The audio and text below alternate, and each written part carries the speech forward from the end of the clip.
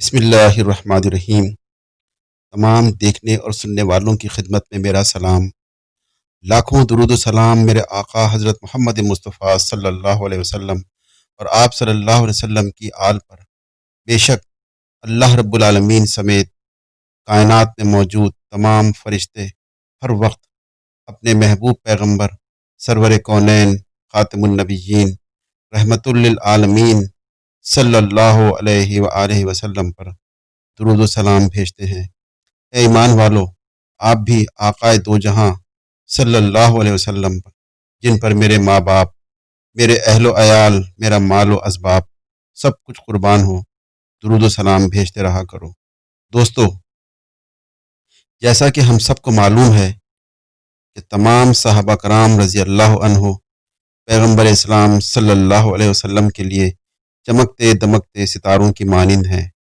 ان ستاروں میں سے ایک چمکتا ہوا ستارہ اور امت محمدی صلی اللہ علیہ وسلم کی آنکھوں کا تارا، ہم سب کا پیارا حضرت عثمان بن عفان رضی اللہ عنہ ہے، جو کہ عثمان غنی کے نام سے مشہور ہیں، جن کا شمار چاروں خلفائے راشدین میں بھی ہے۔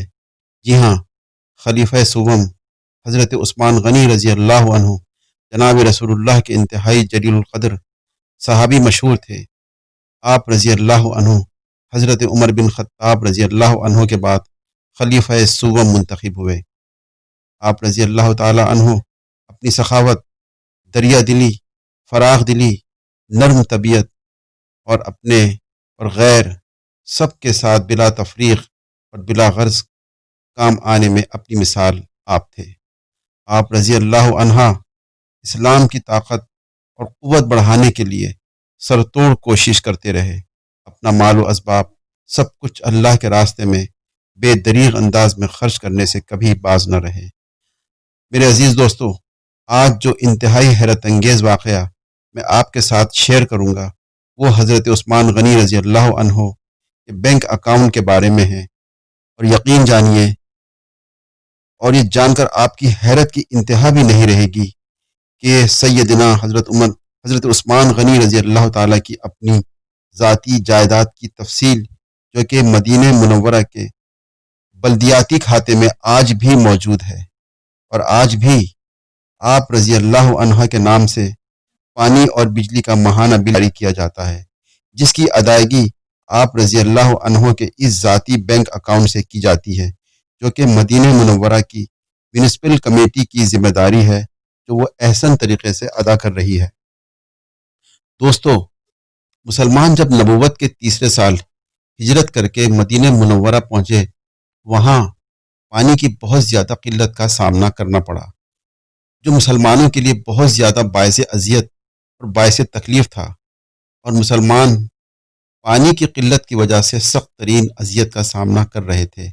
اس کی سب سے بڑی وجہ یہ تھی کہ جس کنویں سے یہ مسلمان پانی خریدا کرتے تھے، اس کا مالک ایک یہودی تھا، جو مسلمانوں کو اسلام دشمنی کی بنیاد پر کم مقدار میں پانی انتہائی مہنگے دام فروخت کیا کرتا تھا۔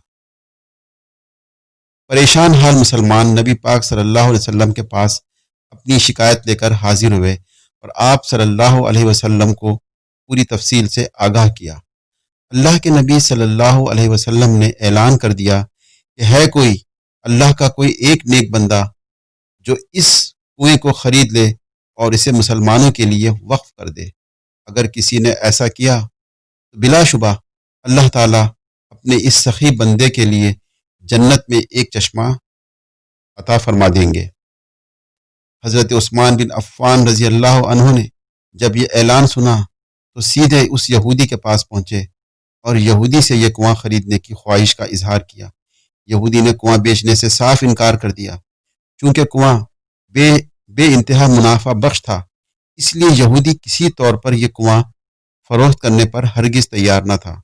حضرت عثمان غنی نے ایک تدبیر اختیار کی اور یہودی سے کہا کہ اگر تم چاہو تو مجھے آدھا کنواں فروخت کر دو، اور ایسی صورت میں ایک دن کنویں کا پانی تمہارا ہوگا اور ایک دن میرا ہوگا۔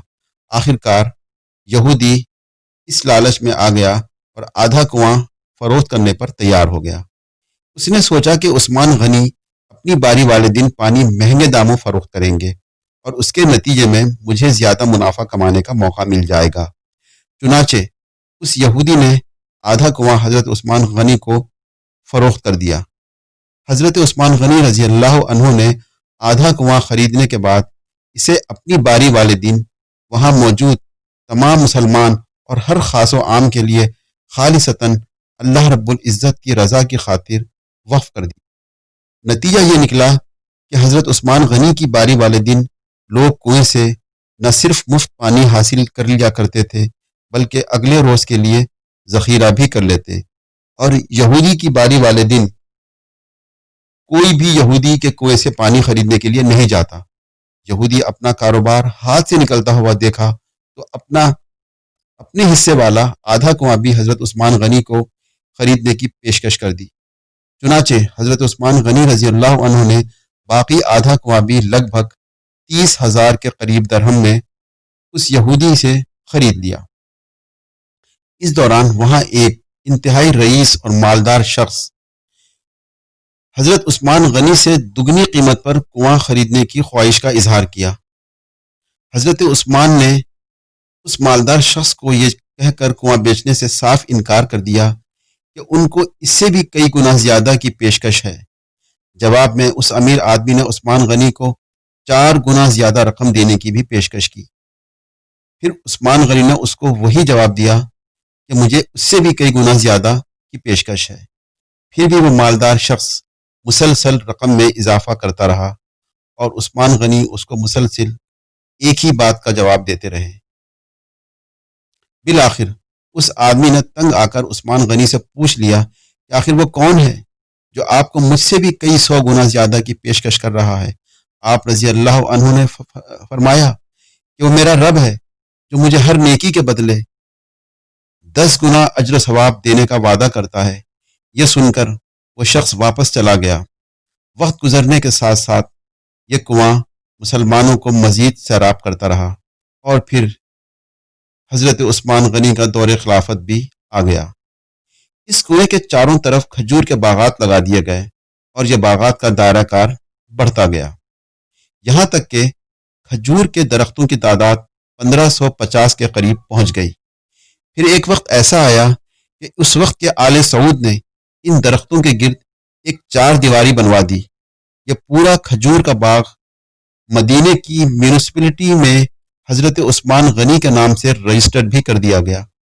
ریاست مدینہ کا محکمہ زراعت ان کھجوروں سے ہونے والی آمدنی حضرت عثمان بن عفان کے نام پر ان کے بینک کھاتے میں جمع کراتا رہا۔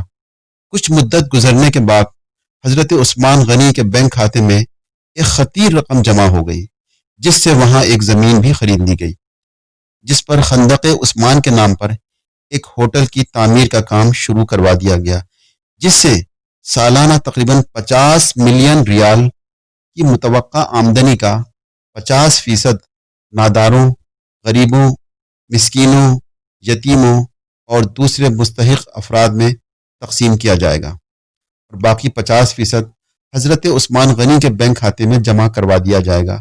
ذرا غور فرمائیے کہ کس طرح سے اللہ تعالیٰ نے حضرت عثمان غنی رضی اللہ تعالیٰ کے اس کار خیر کے عمل کو ان کی نیک نیتی کی بنیاد پر اپنے بارگاہ الہی میں نہ صرف قبول و مقبول فرمایا بلکہ خیر و برکتیں عطا فرما دی اور قیامت تک کے لیے صدقہ جاریہ میں شامل فرما دیا، اور اس کی تمام دستاویزات رہتی دنیا تک جاری رہیں گی۔ یہ وہ اللہ تعالیٰ کے انتہائی مقرب اور برگزیدہ بندے تھے جنہوں نے اپنے رب کے ساتھ دنیا کی سب سے بڑی تجارت کی، اللہ تعالیٰ کو قرض دیا، اور ایک بہت ہی پیارا قرض، پھر اس کے بعد رب کریم نے ان کو کئی گنا بڑھ کر لوٹا دیا۔ تو ثابت ہوا کہ جو نیک وکار بندے اپنے رب کے ساتھ تجارت کرتے ہیں اور ایک اچھا قرض اللہ کی بارگاہ میں دیتے ہیں، بلا شبہ ایسے نیک لوگ کبھی خسارے میں نہیں رہتے۔ یہی وجہ ہے اور یہی وہ لوگ ہیں جن کی جانیں اور مال اللہ رب العالمین نے جنت کے بدلے خرید لیے ہیں۔ سبحان اللہ تعالی۔ دوستو، اس دعا کے ساتھ اس واقعے کا اختتام کرتا ہوں۔ اے اللہ عز و جل، ہم سب کو حضرت عثمان غنی رضی اللہ تعالی جیسا نیک، متقی، پرہیزگار، نرم دل، مخلوق خدا کی خدمت کرنے والا، سخی، دریا دل اور اللہ کے راستے میں بے حساب خرچ کرنے والا بنا دے، آمین ثم آمین۔ میرے پیارے دوستو، ویڈیو اگر آپ کو پسند آئی ہے تو سبسکرائب کرنے کے بعد بیل آئیکن کے بٹن کو ضرور پریس کیجیے گا تاکہ اس سلسلے کے مزید نوٹیفیکیشنز آپ لوگوں کو بدستور ملتے رہیں، اور بطور صدقہ جاریہ اپنے دوستوں اور رشتہ داروں کے ساتھ یہ ویڈیو ضرور شیئر کیجیے گا۔ جزاک اللہ فی الدنیا والآخرہ۔